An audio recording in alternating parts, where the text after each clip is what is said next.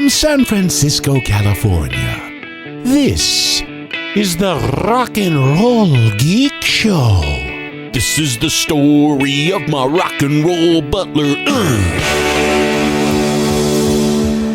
Welcome to the Rock and Roll Geek Show. My name's Michael Butler. Thanks a lot for joining me. I really appreciate it. Today is, what is it? Saturday, August 6, 2022, and it is 5:21 p.m., and it is day 6 of the Dog Days of Podcasting. As you can tell by the sounds in the background, there's music going. There's a reggae band here. I'm pretty buzzed. I guess you could call this the finale of the pig. I got up at 5 a.m. and went and got some coffee. We're staying at my brother-in-law's house in Santa Rosa, California. Last night, we injected the pig with a marinade. Turned out the pig was 125 pounds, and the cooker box, the La Caja China, something like that, La Caja China. I'm sure I'm mispronouncing that, but the La Caja China was the size of a 70-pound pig. The pig was 125 pounds, so we had to cut the legs off the pig, cut the head off the pig, and then I shot it with the marinade. We put a bunch of ice in the bathtub and carried the pig, sat it on the ice in the bathtub, cut the head off, put the head in my cooler, the legs, so pretty much the legs and the shanks, front and back, are in a freezer. I'm taking 2 and Kevin is taking 2. And the rest of the pig, we kind of had to cut a little bit to make it fit into this cooking box. So I got up at 5 a.m. this morning, had some coffee, and finally Kevin gets over, my brother-in-law comes back to the house where we're staying at on this farm, helps me move the pig from the bathtub to the cooker, put a bunch of charcoal on top of it, lit the charcoal. It said it takes 3.5 to 4 hours to cook this pig, and I'm thinking, that doesn't sound right, but okay. And I looked about what I looked online. Sorry if I'm slurring my words. I'm about 6 beers in, and yeah, and a quarter of a pig in as well. So I looked online and it said the best temperature for the pig, for a whole pig to be falling off the bone, is 180 degrees. So I had a meat thermometer, a meat probe, put that in there, stuck the pig in, cooked it for 2 hours, adding charcoal about every hour. Started off with 2 bags of charcoal. I ended up using 8 bags or something like that by the time this whole thing was done. After 2 hours, we lifted the top part off, because they put the charcoal on top of this cooker, and the pig sits in the box, and it cooks from the top down. So it simulates cooking a pig underground. So after 2 hours, we flipped the pig over and continued, and then we scored the pig so that the fat could come off through the skin, and put the charcoal back on top. I'm trying to think this through here, and it's hard when I'm a little buzzed and completely stuffed. There's still I guess there are probably about 150 people at this thing, and there's still probably about 60 or 70 people here. There's a reggae band playing.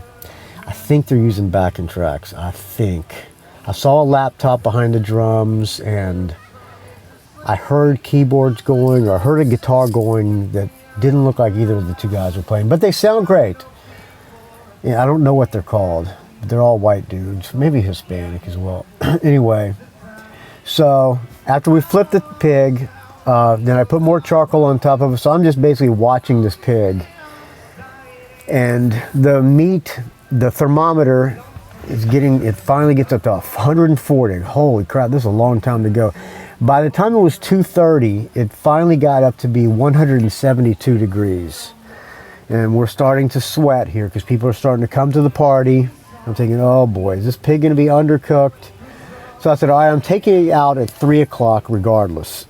So 3 o'clock comes around, everybody's looking, curious about what's in this box with the charcoal on top of it. So we pulled the pig out. I had to cook the head in the gas grill. He has a gas grill over this thing. This is an Airbnb, and because the head wouldn't fit. So I'm cooking the head on the gas grill while the body of the pig, the torso of the pig, is in the Lakahina. Took it out at 3 p.m. It was 178 degrees, so 2 degrees short. Pulled that pig out. It came out pretty much perfect. Everybody was quite mesmerized by seeing this pig. I went and got a bunch of banana leaves. There's an Asian grocery store down the street. I went and bought 15 bags of frozen banana leaves, thawed those out, rinsed them off, and put them on a table. So we put the pig on the banana leaves. I'll post a picture on the Rock and Roll Geek Facebook group. Put the pig on the banana leaves, stuffed an apple in the pig's mouth, put the head next to the body, and proceeded to rip pig apart and stick it in, aluminum pans so we could bring it to the table so people could make pulled pork sandwiches. This thing came out pretty damn good, man. There's still a little bit of pig left over. I don't know what we're going to do with it, but I am bloated. I'm buzzed. And here I am doing the dog days of podcasting. We're spending the night here tonight. There's a bunch of family staying in this house. I'm going to feel kind of out of place, but the good thing is I go to bed about 7 o'clock, and I'll just sneak into the bedroom and just pass out. So there you go. That's the pig finale. It was a success. The first time ever cooking a whole pig. Came out good. I was very nervous. I dreamt about this pig last night. Woke up in the middle of the night probably like 4 times thinking about how I'm going to cook this pig. But I did it. Pulled it off. It was really not me who did it. That box who did it. And it ended up taking, let's see, it was done at 3 o'clock, started at 6, 7, 8, 9, 10, 11, 12, 1, 2, 3, 9 hours this pig was in that box. Maybe I didn't put enough charcoal on top of it. I don't know. But we ended up using like 8 bags of charcoal, like 17 pound bags of charcoal. Charcoal's still going on the thing. The pig is kind of devoured on the table with the banana leaves, and I'm not sure how much is left. There's probably a lot left, but everybody seemed to enjoy it, and most of the food seems to be pretty much gone. I mean, I don't know how all these people could eat all that pig anyway, but everybody seemed to enjoy the pig, so I'm going to call it a success. Michael Butler cooking came through,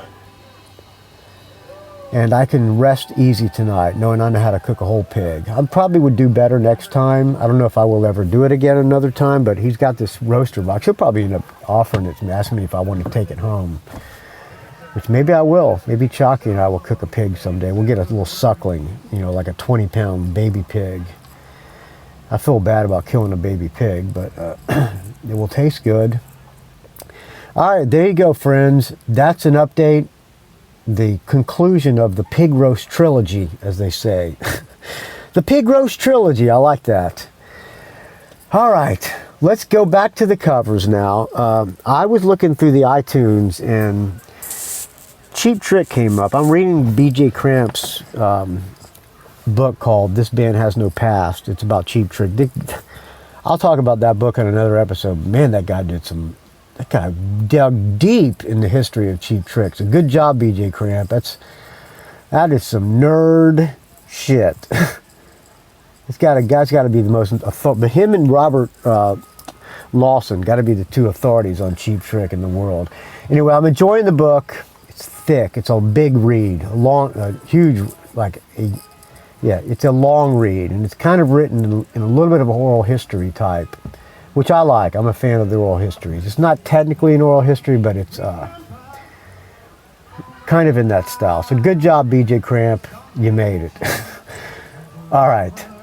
So anyway, I found Cheap Trick doing some covers. I was looking through just going down the list of what's some of my favorite bands and have they done any covers, and I came across Bunny's Bootlegs. Bunny Carlos recorded a bunch of bootleg tapes, and he's got, I don't know, about 8 or 10 of them, and one of them is almost all covers. And I came across Them doing, I think these most of the stuff they did during like sound checks, but a really good version of something that Robin Zander did on his first solo album. I think I was on his first. Harry Nilsson, Jump Into the Fire. They did this in the sound check, and I think it's a really good version. It's pretty rocking. So that's what I'm going to play for you. Cheap Trick, Into the Fire, live from Bunny's Bootlegs. Thank you for listening, friends. I got a few more audio comments. 2 came through today, or maybe 3. So I will get back to your audio comments soon. Please keep them coming. It does my heart good to see people coming through when I ask. So thank you, friends. RockandRollGeek.com is where you can find this show. DogDaysOfPodcasting.com is where you can find all the Dog Day podcasting nerds. Sorry for slurring my words. I'm going to take another sip of this fine Pacifico. The 8th one of the day, always the best. RockandRollGeek.com, rockandrollgeek@gmail.com is where the email is. Rock and Roll Geek Facebook group, you got to answer 2 questions so that I know you're not trying to cancel Nancy Pelosi's TikTok. All right. Find me on the Instagram, Rock and Roll Geek Don't Ask, Twitter, Rock and Roll R&R Geek. That's enough of my rambling. Here's Cheap Trick, Into the Fire. Keep the donations coming, friends, because without your donations, this show would die a horrible, putrid, stench-filled death. I'll talk to you tomorrow with day 7 of the Dog Days of Podcast. Moving right through this thing. My friend Deborah, who is in the Keys, we're going to go meet at the end of the month. They went hunting lobster today for the first time since they've been there, and they all got limits. Save me some, Deborah. All right, here's Cheap Trick. I'll talk to you tomorrow, friends.